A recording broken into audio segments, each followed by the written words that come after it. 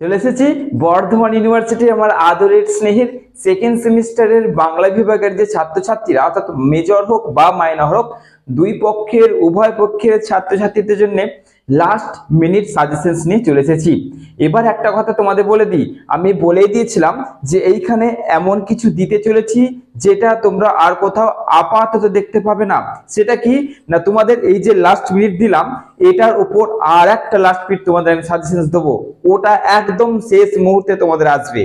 এইটা তো তোমরা করছোই, এবং তোমাদের আর একটা আমি লাস্ট মিনিট সাজেশনস দেবো এই বাংলারই মেজর মাইনরের ওপর থেকে, অর্থাৎ যে কোশ্চেন্স গুলো তোমাদের আজকে বলে দিচ্ছি এখান থেকেও আরো কমে যাচ্ছে। তো চলো দেখে নি লাস্ট মিনিট বাংলার মেজর মাইনর আমার আদরের ছাত্রছাত্রীদের জন্য কোন কোন কোশ্চেন্স নিয়ে এসেছি, চলো দেখে নাও। তো তোমরা জানো তোমাদের 4টে একক রয়েছে, আমি 4টে একক থেকে 4টে সাজেশনস তোমাদের দিয়েছিলাম, কারণ আমি বলে দিয়েছিলাম যে আমি আলাদা আলাদা তোমাদের সাজেশনস দেব।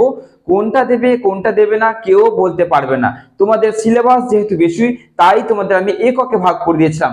আজকে তোমাদের লাস্ট মিনিট আমি এককে ভাগ করেই তোমাদের দেবো, অর্থাৎ এই একক থেকে এই কটা, এই একক থেকে এই কটা, অর্থাৎ আমি একদম কমিয়ে দিচ্ছি তোমাদের প্রত্যেকটা। অর্থাৎ 4টে একক আছে, 4টে একক থেকে কোন একক থেকে 3টে, কোন একক থেকে 4টে, এরকম কোশ্চেন্স তোমাদের করেছি। অর্থাৎ মাত্র 3টে বা মাত্র 4টে তোমাদের কিন্তু এই 4টে একক থেকে এনে দিয়েছি। প্রথম একক থেকে মাত্র 4টে প্রশ্ন করতে হচ্ছে, এবং এইখান থেকে তোমরা পাচ্ছ এটা 100% বা বেশি। কোশ্চেন্স কি আছে, প্রাচীন ও মধ্যযুগের সাহিত্যের বৈশিষ্ট্য আলোচনা করো। বা এই কোশ্চেন্সটা এইভাবে ঘুরিয়ে দেবে, ত্রয়োদশ ও চতুর্দশ শতাব্দীকে অন্ধকার যুগ নামে অভিহিত করা হয় কেন, এই একটা কোশ্চেন্স। 2 নম্বর, চর্যাপদের সমাজ জীবন ও সাহিত্য মূল্য আলোচনা করো, এটা 5এও দেবে নচেত 10এ দেবে। 3 নম্বর, শ্রীকৃষ্ণ কীর্তনকে কবে আবিষ্কার করে, এর ঐতিহাসিক গুরুত্ব আলোচনা করো। আর 4 নম্বর, কৃত্তিবাসী রামায়ণের কবি কৃতিত্ব আলোচনা করো বা এর জনপ্রিয়তার কারণকে আলোচনা করো। এইখানে তোমাদের প্রতিবাহ করতে পারো, কবি কৃতিত্ব আলোচনা করতে পারো, অর্থাৎ যা দেবে রামায়ণ নিয়ে তোমাদের দিলে এই কোশ্চেন্সটাই তোমরা লিখতে হবে, এটাই হবে অ্যান্সার। তাহলে রামায়ণ থেকে দিয়ে এবার তোমাদের চলে যাচ্ছে একক টুক থেকে করছো, মাত্র তোমাদের 5টা দিয়েছি। কৃষ্ণদাস কবিরাজের চৈতন্য চরিতামৃত গ্রন্থের অনবদ্যতা কোথায়, আলোচনা করো। এই কোশ্চেনটা এইভাবে আসতে পারে যে বিষয়বস্তু আলোচনা করো, কবি কৃতিত্ব আলোচনা করো, যাই দিক এই হচ্ছে একটাই অ্যান্সার।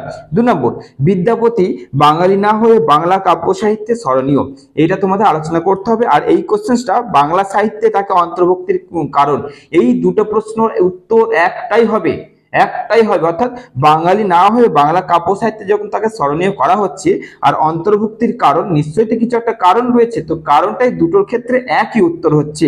আবার এরকম দিতে পারে কাব্য প্রতিভা আলোচনা করো বিদ্যাপতি বাংলা সাহিত্যে, ওকে, একটাই উত্তর হবে। 3 নম্বর, বাংলা সাহিত্যের ইতিহাসে চণ্ডীদাস সমস্যা আলোচনা করো। 4 নম্বর, জ্ঞানদাসকে চণ্ডীদাসের ভাবশিষ্য বলা হয় কেন, যুক্তি সহকারে বুঝিয়ে দাও। আর 5 নম্বর, বাংলা সাহিত্যে চৈতন্যদেবের প্রভাব। তাহলে তোমাদের একক 2 কমপ্লিট হয়ে গেল। একক 3 থেকে কোশ্চেন দিয়েছি তোমাদের, মাত্র দিয়েছি 4টে প্রশ্ন দিয়েছি। কি করছো না, চণ্ডীমঙ্গল কাব্যের তৎকালীন সমাজ জীবনের যে ছবি বা কবি কৃতিত্ব আলোচনা করো।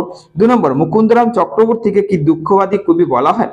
3 নম্বর, ধর্মমঙ্গল কাব্যকে রাঢ়ের জাতীয় মঙ্গল কাব্য বলা হয় কেন, এখানে ধর্ম দেবতার স্বরূপ আলোচনা করো। 4 নম্বর, টিকা লিখতে হবে শিবায়ন। আমি কোনো এক্সট্রা কোশ্চেন তোমাদের দেবো না, এইগুলি তোমাদের করতে হচ্ছে।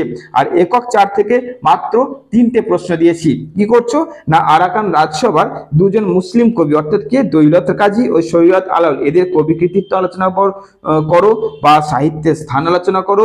বা এইভাবে কোশ্চেনটা দিতে পারে, চট্টগ্রাম রৌসাং রাজসভার অবদান আলোচনা করো, কোশ্চেনটা ঘুরিয়ে দিতে পারে। ওকে, মোস্ট ইম্পর্টেন্ট কোশ্চেন একদম। এরপরে একক 4 থেকে 2 নম্বর প্রশ্ন কি না, বাংলা সাহিত্যের ইতিহাসে মনমোহন সিং এর গীতিকার গুরুত্ব লেখো। আর 3 নম্বর, লালন ফকিরের বাউল গানের বৈশিষ্ট্য বা কবি কৃতিত্ব আলোচনা করো। ব্যাস, এই কটা কোশ্চেন তোমাদের একক ওয়াইজ কিন্তু ভাগ করে দিলাম। ওকে, একক ওয়াইজ তোমাদের কিন্তু ভাগ করে দিলাম। এই কটা কোশ্চেন করে নিচ্ছ, এরপরে জাস্ট ওয়েট করে যাও, তোমাদের আমি এরপরে এর আরেকটা লাস্ট মিনিট তোমাদের সাজেশন দেবো। কারা কারা তোমরা এর উপরে আরেকটু স্যার যদি কমে যেত এটা চাইছো, তারা কমেন্ট করবে, শুধুমাত্র তারা কমেন্ট করবে যারা চাইছো যে এই যে কটা কোশ্চেন দিয়েছি এখান থেকে আরেকটু কমে গেলে ভালো হতো, তারা কমেন্ট করবে। চলো, আর হ্যাঁ অবশ্যই যত পারবে শেয়ার করো। আমি চাইছি আমার এই পরিবারের সঙ্গে তোমরা যুক্ত হও, সদস্য হও এবং একটা বড় একটা টিম তৈরি হোক। যত পারবে শেয়ার করো। ভালো থেকো, সুস্থ থেকো।